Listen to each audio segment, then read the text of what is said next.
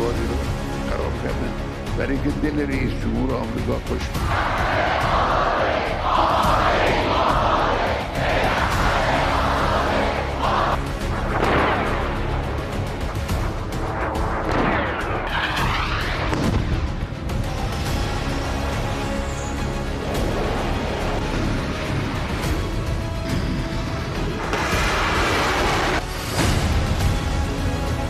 दिन दहाड़े हमले को तैयार ईरान, खामनेई का तख्ता पलट करेंगे ट्रंप। دیواری رو خراب کردن برای اینکه دل رئیس جمهور آمریکا خوش ईरान के सुप्रीम लीडर 86 साल के अली खामनेई ने 18 घंटे पहले तेहरान में जो तेवर ईरान की जोशीली जनता के सामने दिखाए, उसने राष्ट्रपति ट्रंप और प्रधानमंत्री नेतन्याहू के होश उड़ाकर रख दिए। खामनेई ने एक तरफ ईरान में मारे गए हजारों प्रदर्शनकारियों की मौत के लिए जहां ट्रंप को क्रिमिनल तक कह दिया, वहीं खामनेई के सामने ही ईरानी जनता ने फारसी में ही अमेरिका इजराइल का नाश हो, काफिर पाखंडियों का नाश हो जैसे नारे लगाए।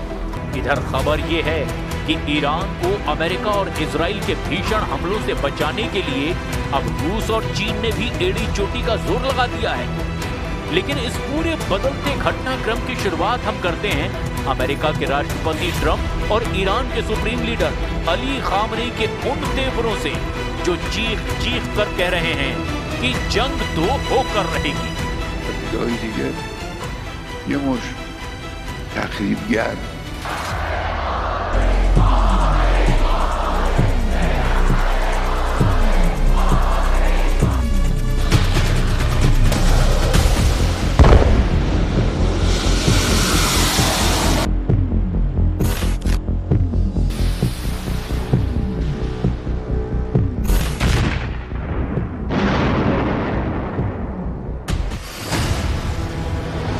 अमेरिका इजराइल का सर्वनाश, खामनेई ने खाई आखिरी कसम। خودشون رو خراب کردن. مثلا فرض کنید فلان ساختمان دیواری رو خراب کردن برای اینکه دل رئیس جمهور آمریکا خوش بیاد.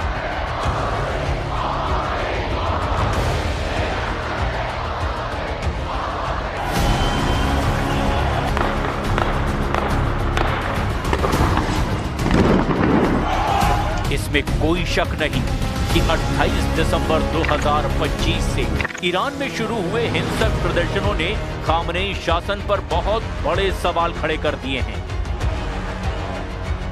44 साल से ईरानी सत्ता और शासन का केंद्र बने अली खामनेई को भी अंदाज नहीं था कि ईरान के सभी 31 प्रांतों में 200 से ज्यादा शहरों में खामनेई शासन के खिलाफ प्रदर्शन हो सकते हैं।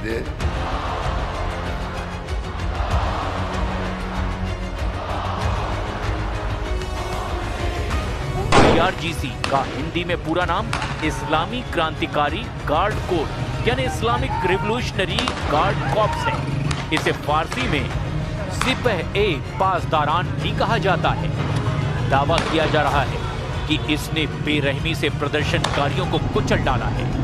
कुछ मीडिया रिपोर्ट्स का दावा है कि ईरान की IRGC के अधिकारियों ने माना है कि 5000 से ज्यादा प्रदर्शनकारी मारे गए हैं, जिसमें 50 के करीब तो सुरक्षा बल के हैं। द संडे टाइम्स की एक रिपोर्ट के मुताबिक ईरान के भीतर डॉक्टरों के एक नेटवर्क ने अनुमान लगाया कि मौतों का आंकड़ा 16,000 से 18,000 तक जा चुका है। ऐसे हालात में खामनेई शासन के खिलाफ अमेरिका और इजराइल ने हमले क्यों नहीं किए, वो भी एक बड़ा सवाल है। लेकिन कुछ रिपोर्ट्स में दावा किया गया कि ईरान ने अपने जंगी तेवरों से अमेरिका और इजराइल को बैकफुट पर धकेल दिया। इजराइल इसीलिए भी ईरान पर हमला करने से डरा हुआ है क्योंकि जून 2025 में 12 दिन के युद्ध में ईरान ने 17 जून से लेकर 24 जून के बीच इजराइल पर इतना घातक पलटवार किया कि उन ईरान की कातिलाना मिसाइलों की काट अब इजराइल को अपने पास नहीं दिखाई दे रही। वो तो ट्रंप ने आखिरी वक्त पर ईरान पर दबाव डालकर युद्ध रुकवा दिया, वरना इजराइल की राजधानी तेल अवीव का हाल भी गाजा जैसा हो जाता। और यही वजह है कि ईरान के सुप्रीम लीडर अली खामनेई ने दहाड़ते हुए राष्ट्रपति ट्रंप पर ऐसा हमला किया कि ट्रंप भी सकपका गए। अब मजबूरी में ट्रंप भी ईरान के सुप्रीम लीडर पर तीखे हमले कर रहे हैं। जरा दो तस्वीरों के जरिए देखिए कि कैसे दोनों एक दूसरे पर अब वार पलटवार कर रहे हैं। مجرم میدانیم هم به خاطر تلفات هم به خاطر خسارات.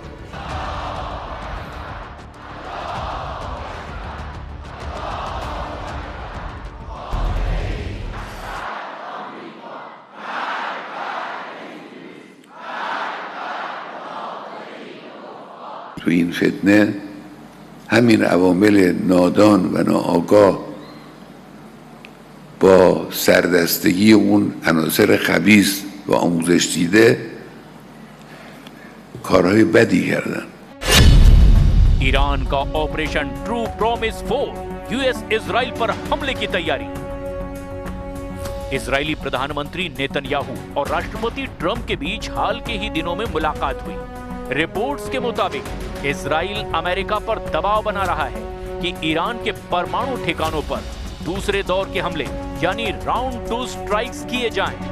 ईरान का आरोप यह है कि प्रदर्शन इजराइल और अमेरिका की खुफिया एजेंसियों की बड़ी साजिश के तहत ईरान में हो रहे हैं और ये हिंसक प्रदर्शन उन्हीं के इशारे पर हैं।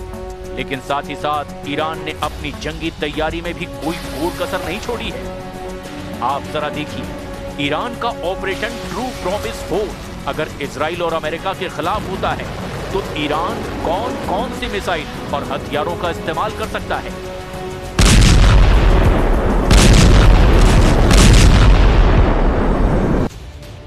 ईरान के पास मिसाइल और ड्रोन का जबरदस्त भंडार अभी भी मौजूद है। ईरान के पास बैलिस्टिक और हाइपरसोनिक मिसाइलों की जो रेंज मौजूद है वो इजराइल पर खास तौर से बेहद भारी पड़ सकती है। ईरान के पास मध्य पूर्व में मिसाइलों का सबसे बड़ा और सबसे ज्यादा वैरायटी वाली मिसाइलों का जखीरा है। ताजा अनुमानों के मुताबिक ईरान के पास 3000 से ज्यादा बैलिस्टिक मिसाइलें हैं। हाइपरसोनिक मिसाइल फतह 1 और फतह 2 मिसाइलें हैं। ये ईरान के सबसे आधुनिक हथियार हैं। इनकी गति ध्वनि की गति से भी 13 से 15 गुना ज्यादा है, यानी मैक 13 से लेकर मैक 15 तक है, जिसे इजराइल का मौजूदा कोई भी एयर डिफेंस सिस्टम आसानी से नहीं रोक पाएगा। ईरान की इन मिसाइलों की रेंज लगभग 1400 से 1500 किलोमीटर है। जरा ईरान की लंबी दूरी की मिसाइलों के बारे में भी आप जान लीजिए। ईरान सेजिल मिसाइल 2000 से 2500 किलोमीटर तक मार कर सकती है और इजराइल के किसी भी कोने को अपना निशाना बना सकती है। यह सॉलिड फ्यूल आधारित है, जिसका मतलब यह है कि इसे बहुत कम समय में लॉन्च किया जा सकता है। खुर्रम शहर इसकी मारक क्षमता 2000 किलोमीटर है और ये 1500 किलोग्राम का भारी वॉरहेड ले जा सकती है। सटीक मार करने वाली मिसाइलें खैबर शेखन, जिसकी रेंज 1450 किलोमीटर है और ये अपनी फुर्ती के लिए जानी जाती है, जो दुश्मन के रडार को भी चकमा दे सकती है। ईरान को ड्रोन सुपर पावर माना जाने लगा है। खास तौर से रूस यूक्रेन युद्ध में इसके ड्रोन्स ने शानदार प्रदर्शन किया है। शाहिद 136 इसे कामिकाज़े यानी कि आत्मघाती ड्रोन भी कहा जाता है।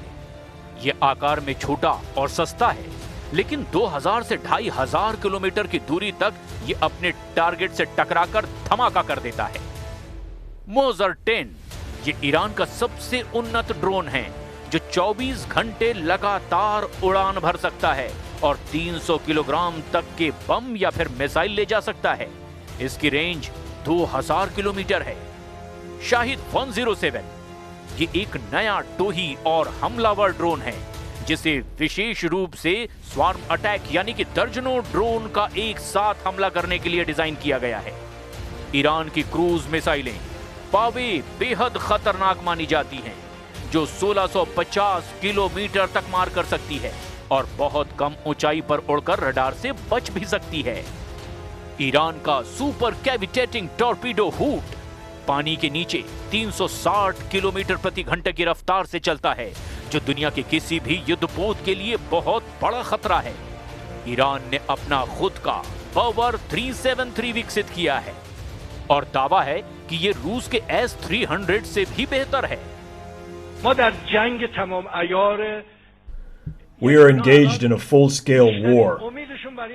Right now, the enemy has placed most of its hopes on knocking us down through economic pressure. You cannot conquer a nation with bombs, fighter jets, or missiles. To defeat us, they would have to come and face us on the ground.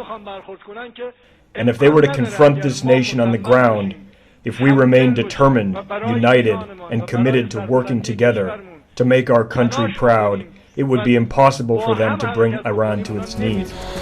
अब देखना ये होगा कि अगले 24 घंटे से 48 घंटे के अंदर ईरान और अमेरिका इजराइल के हमलों से निपटने के लिए आखिर क्या-क्या करते हैं।